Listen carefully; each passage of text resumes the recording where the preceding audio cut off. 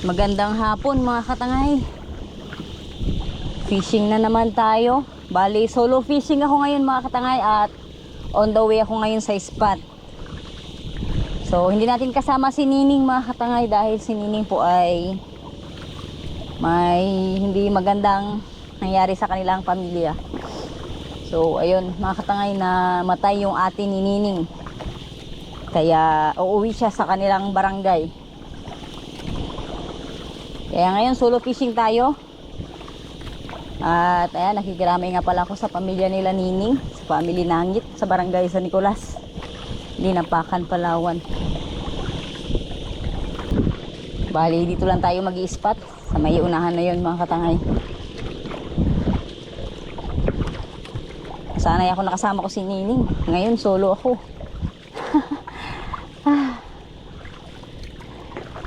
Gilid-gilid lang din tayo mga katangay, kasi medyo maraming kulimlim doon banda sa pupuntahan natin, no? Target ko ngayon ay makahuli ng mga sigaras. Request ng tatay ko ay sigaras. Ang sarap daw sa bawan mga katangay, inisdang sigaras. So sana meron, no? May mapakagat sana tayo doon sa mababaw-babaw. Ayan, update ko kayo mamaya mga katangay kapag nandun na tayo sa pag-i-spotan ko. So, nandito na tayo mga katangay sa pag-ispatan natin. Dito lang ako mag-fishing mga katangay sa mababaw. Dito muna ako magta-try, baka may mga nagpababaw dito ng mga isda. Medyo maraming kulimlim, hindi na ako tutuloy doon sa kabilang spot. Dahil delikado, medyo lumalakas yung hangin lalo mga katangay. Hindi na natin kailangan mas lumayo pa. Safety first.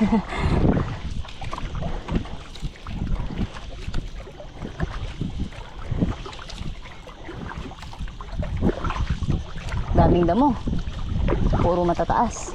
So dito ako pwesto kung saan ako madalas nakakakuha ng mga sigaras mga tangay, sa gitna-gitna. Sagwanan ko muna papunta doon para pag pinagpad tayo ng hangin, makakahagis-hagis pa rin tayo.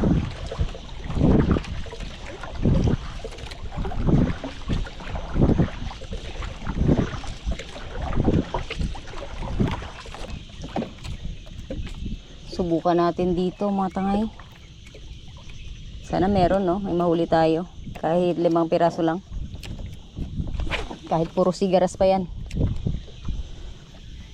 Unang hagis. Gumamit lang ako ng lure na 6 gram mga tangay. Dahil medyo mababaw yung spot. Kaya sakto lang yung 6 grams. Pag gumamit ka ng 8 grams, lulubog agad sa sabit. Dito lang tayo ikot-ikot sa spot na to. Maraming daming kulimlim. Ang kapal ng kulimlim na yan.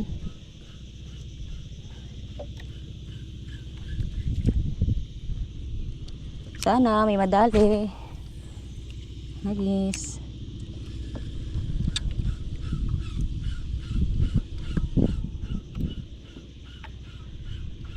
Dati ang daming isda sa spot na ito mga tangay. Halos dati bawat hagis ko meron eh. Kaso dumami yung dito, yung mga residente. Nung dumami yung residente dito mga tangay, lahat sila halos na mamana. Pana yung ginagamit nilang panghuli ng isda. Buti nga lang mga tangay, bawal dito maglambat sa area na to. Kaya hindi sila nakakagamit ng lambat.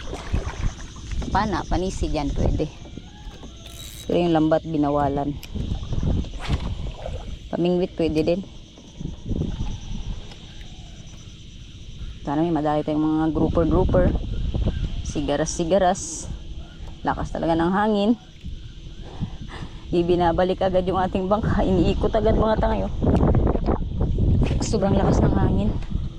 Dami kasing kulimlim. Panibago. Baka to? Malakas na to, tawag dito. May tawag doon eh. Subasko. Huwag naman sana.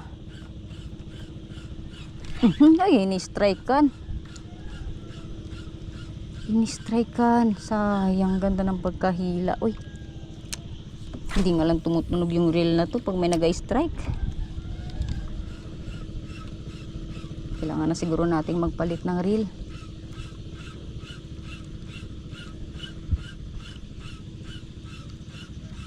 Dali. Ay! Sayang. Agis. Sana meron ditong mga nagbababaw. Mga sigaras. Dati dyan lang kami sa gilid ng mga bato, naghahagis-hagis gamit yung nylon. Dami na naming nahuling pang ulam, mga tangay. Ngayon, ang hirap na. Siguro nakadepende rin talaga yung spot sa mga residenteng nakatira, mga tangay. For me, pag marami ng residente yung spot, halos wala ka na rin talagang mahuli. So, dahil open area naman yung dagat na to, kaya syempre pasok na ng pasok yung isda. Hindi nga lang ganun karamihan talaga na maraming isda yung papasok. Minsan nasyasambahan ko rin dito makaharvest, mga tangay. Kaharvest ba? Kagat. Kahit mga ano lang. Sigaras. Tiyaga talaga yung kailangan dito sa spot na to, mga tangay. Para meron kang ilalaga, kailangan meron kang tiyaga. Kaluping.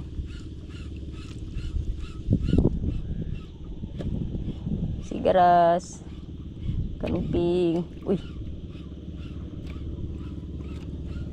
Daming kulimlim sa harapan ko. Malungkot din pala mag-fishing talaga ng mag-isa.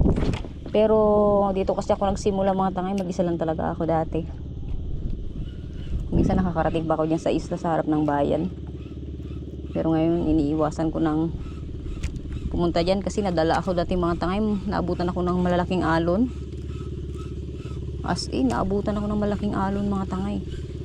Tapos halos hindi na ako makauwi nun. Takot na ako magsagwan, pero pinilit kong umuwi kasi wala naman ako matutulugan doon. May mga naninibad ng dilis dito sa mababaw, baka balo or barakuda.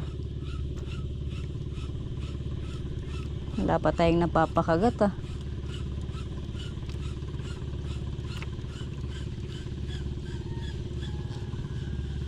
Dami ring pawikan sa area na to. May dalawa ditong pagala-gala, oh.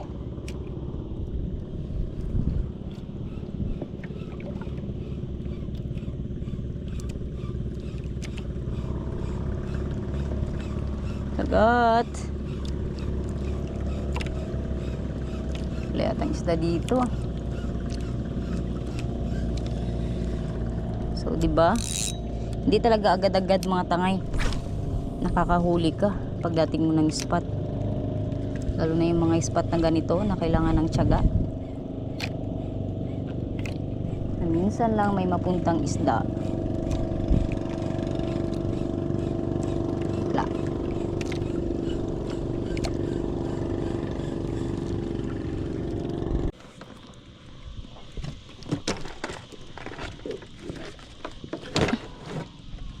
Paputok na yata yun, ah.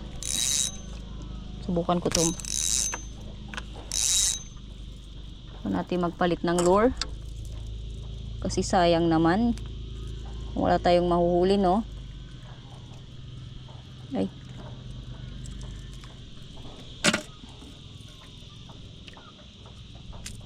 ito yung kulay green, baka gusto nila green, ayaw nila ng silver. Meron nang magtangka. Agis. Sana meron na ma-trigger. Kagat.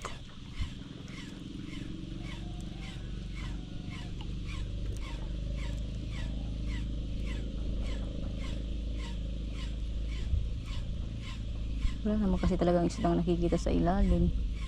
Meron at meron yung kakagat dito, eh. Panigurado.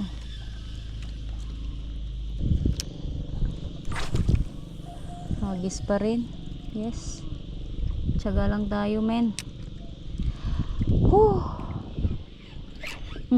Sayang na yun. Yun na yun.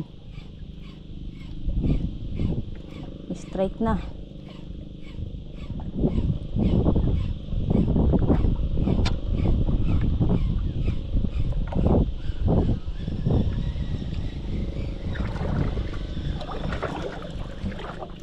Bukan ko nga magpalubog yan sa malalim na yan. Ayun, may mga kawan, no?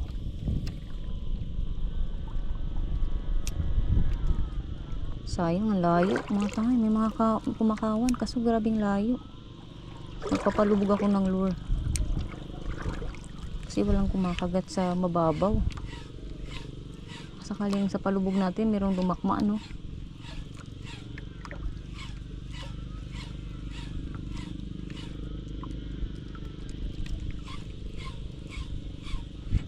Ayun na. Uy, ayun na. Sayang, uy. Malaki sana yun. Bakit naman hindi napuruhan? Tumambling yung lure. Sayang.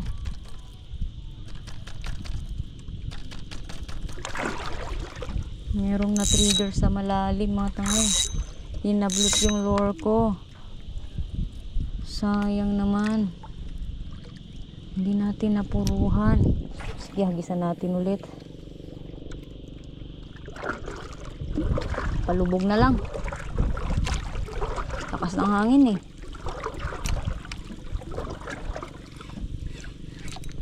Uy, yun, balo.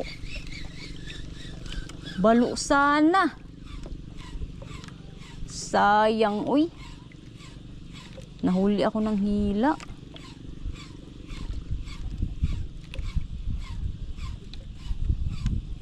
Balo sana, mga tangay. Nahuli ako ng hila. Yun na sana yun eh. Hapon na, wala pa na ako nahuli.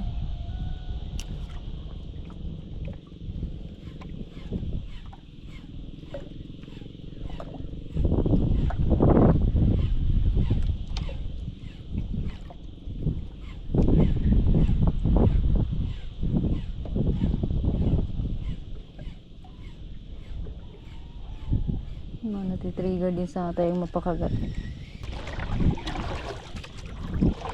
Masyado na tayong malalim. Pababaw tayo.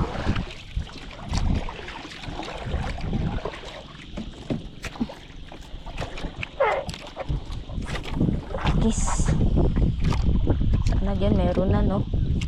Tiyaga lang talaga, katangay. May dali. May mapakagat ka rin. Sabi ko rin naman. Stick niya pa. Tiyaga lang talaga, mga tangay. Napakagat na rin. Ha, thank you Lord. Ayan, sinisik niya. Kanuping.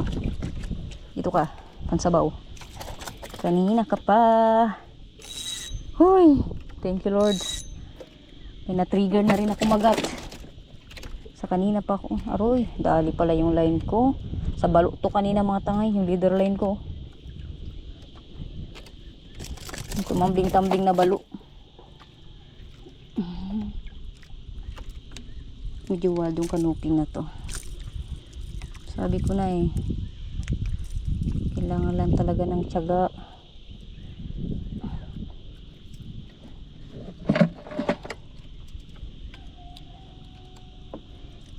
Tiyaga lang talaga. Marami yung pagkasabit. Nakahuli na rin, mga tangay. Kanuping sa wakas.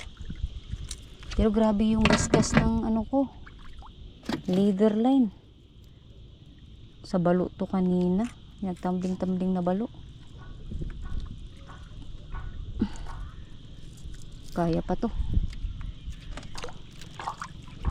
May na-trigger na rin ako magat. Kanuping. Hagis ulit. Kulay green pala na pain yung gusto nyo, ha.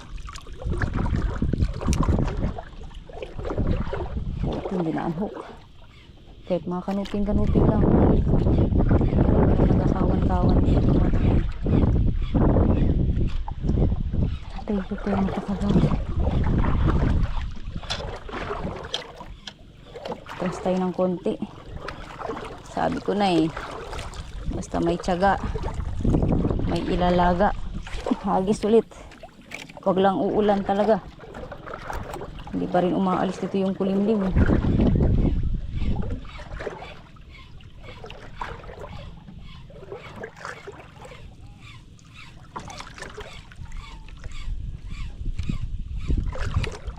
Gandang size niya ng kanupi. Yung mga masarap sa bawan, lalo na kung sariwa, bagong huli. Sana may mga kasama pa siya, no?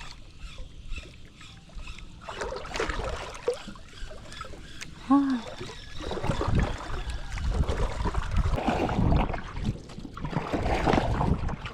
Ba't kayo dito banda? Pinabarbatay ng hangin. Hassle din kasi tumatanga yung hangin talaga. Lakas eh.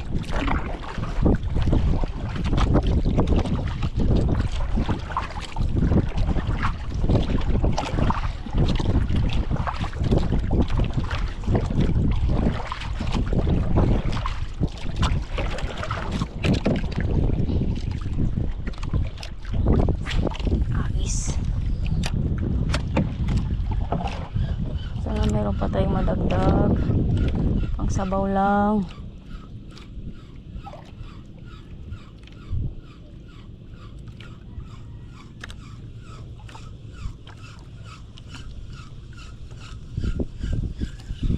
Wala dyan. Saka dito.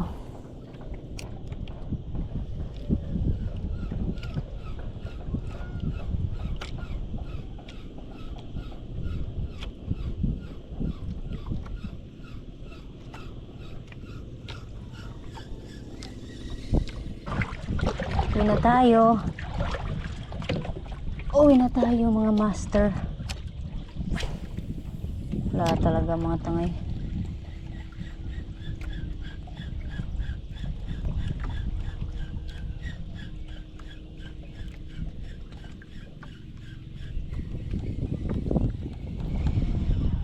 Wala tayo na trigger ng mga isda.